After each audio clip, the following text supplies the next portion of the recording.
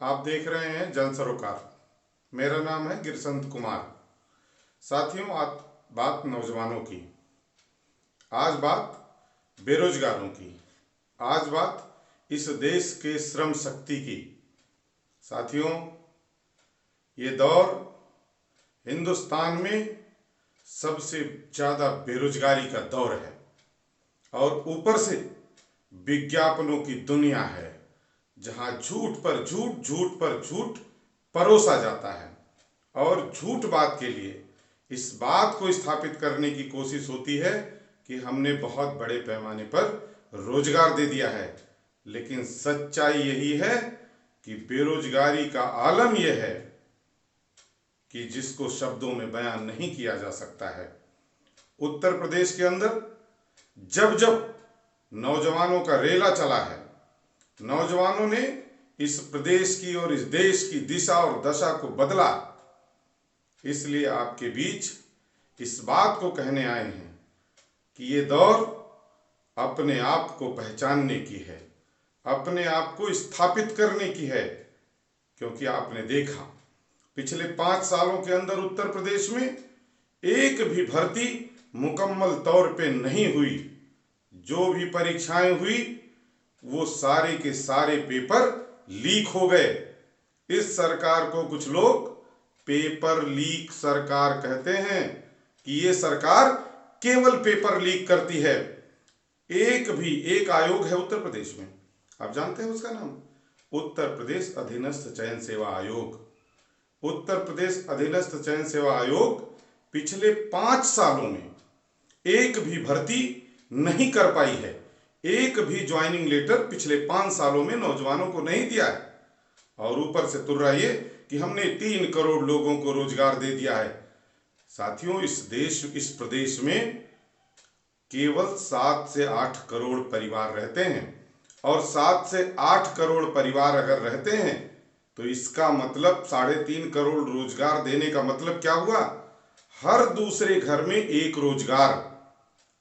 थोड़ा अपने अगल बगल झांक के देख लीजिएगा, कितने नौजवानों को रोजगार मिला है, कितने लोगों ने स्वरोजगार शुरू किया है और कितने लोगों को सरकारी नौकरी मिली है।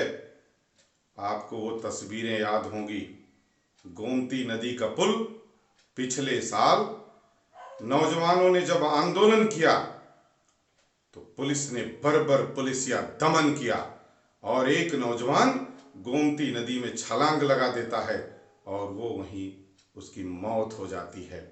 इसलिए इस सरकार से या जो भी सरकारें हों, उनसे आपको सवाल पूछना है, क्योंकि सवाल ही लोकतंत्र को जिंदा रखते हैं। सवाल ही इस देश की सामाजिक ताने बाने को जिंदा रखते हैं। इस देश के नौजवानों के हक हुकूक की लड़ाई को जिंदा रखेंगे। अगर आपने सवाल पूछने से मुंह मोड़ लिया तो आप कहीं के नहीं रह जाएंगे। इसलिए मैं ये दावे के साथ कह रहा हूं कि विगत 5 सालों में एक भी भर्ती मुकम्मल तौर पे कंप्लीट नहीं हुई। आपने देखा 69,000 शिक्षकों की एक भर्ती इन्होंने की है, जिसमें आरक्षण का ऐसा गोलमोल घोटाला किया गया कि बड़े पैमाने पर पिछड़े नौजवान उससे बाहर हो गए, जो उसमें हो सकते थे, जिनका हक था, लेकिन उनके हक पे भी डाका डालने का काम किया गया है। इसलिए आपको इस सरकार से पूछना है, और जब आप वोट देने जाएं तो आप किसी जाति के, किसी धर्म के नाम पे वोट देने न जाएं। आप वोट देने जाएं नौजवानों के अधिकारों पे, जो कि बहुत नारा लगा था, इतने करोड़ रोजगार देंगे, इतने लाख रोजगार देंगे। लेकिन हुआ क्या? पेपर लीक सरकार हो गई। सारी परीक्षाओं के पेपर लीक हो जाते हैं और उस पर कोई मुकम्मल कार्रवाई नहीं होती। इसलिए आपसे नौजवानों बात करने आया हूं कि ये सरकार जो नौजवानों के साथ न चले, जो नौजवानों के हक हकूक के अधिकारों की रक्षा न कर सके, ऐसी सरकार को जितना जल्दी हो बदल देना चाहिए। क्योंकि ये आपका अधिकार है, आपका दायित्व है, नैतिक अधिकार है आपका, और रोजगार पाना आपका नैतिक अधिकार है। आपको रोजगार, बहुत सारे लोग कहते हैं नौजवान रोजगार मांगता है। क्यों रोजगार मांगता है? रोजगार इसलिए नहीं मांगता कि वो 2 वक्त की रोटी हासिल कर सके। रोजगार इसलिए मांगता है कि इस देश में, इस धरती पर जन्म लिया है, इस माटी में जन्म लिया है, तो उसका इस देश और इस माटी के लिए कुछ दायित्व है, कुछ कर्तव्य है। इस देश में जन्म लेके इस देश की सेवा करना चाहता है, इस देश को बनाने में अपना योगदान देना चाहता है, इसलिए वो रोजगार की बात करता है। इसलिए नौजवान रोजगार चाहता है कि वो इस देश में पैदा होने का अपना ऋण उतार सके, इसलिए रोजगार की बात हम करते हैं।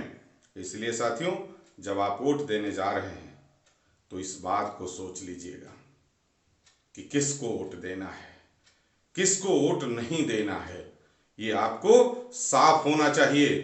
जो सरकार रोजगार न दे सके, अभी मैं पश्चिम में गया था, आपको एक मजेदार बात बताता हूं। पश्चिम में गया था, मैंने नौजवानों से पूछा, तमाम सारे, अभी जहां 14 फरवरी को वोटिंग होनी है, मैं तमाम सारी विधानसभाओं में खुद व्यक्तिगत तौर पे गया हूं, लोगों से बातचीत किया हूं, कम से कम 2 दर्जन से ज़्यादा विधानसभाओं में।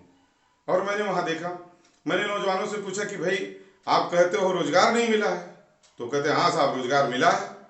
हम कहते कहाँ मिला है? बोले कि सुबह सुबह हम लोग पूरे गांव के नौजवान मिलके सांड खदेड़ते हैं, अपने फसलों को बचाने के लिए सांड खदेड़ने का रोजगार मिला है इस सरकार में। तो ऐसी सरकारों को जो आप कर सकते हैं उसमें ना लगा के उसको डिस्ट्रक्टिव कामों में लगा दिया है। आप अपने फसल को बचाने के लिए दिन भर परेशान रहते हैं, आप पढ़ाई नहीं कर पाते, लिखाई नहीं कर पाते। इसलिए मैं आपसे बात कर रहा हूं कि आप जब वोट देने जाएं, जब मशीन का बटन दबाने जाएं, तब उस लाठी को याद कर लीजिएगा जो आप रोजगार मांगते समय आपके ऊपर पड़ी है। आप उस नौजवान को याद कर लीजिएगा, उस शिक्षा मित्र के दर्द को याद कर लीजिएगा जो नौकरी जाने पे आत्महत्या कर लेता है। आप उस आशा बहू के साथ खड़े होइएगा जिसको इस पुलिस ने अपने अधिकारों के लिए लड़ते हुए बर्बर तरीके से पीटा है। आप आंगनबाड़ी कार्यकर्त्रियों के साथ खड़े होइएगा। इसलिए आपसे कहने आया हूं, आप उनके लाठी का बदला वोट से आप ले सकते हैं। और जब उत्तर प्रदेश या देश में जहां जहां चुनाव हो रहे हैं, वहां वहां आप ऐसी सरकारों को बदल दीजिए जो आपके अधिकारों पे लाठी चलाने का काम करती हैं।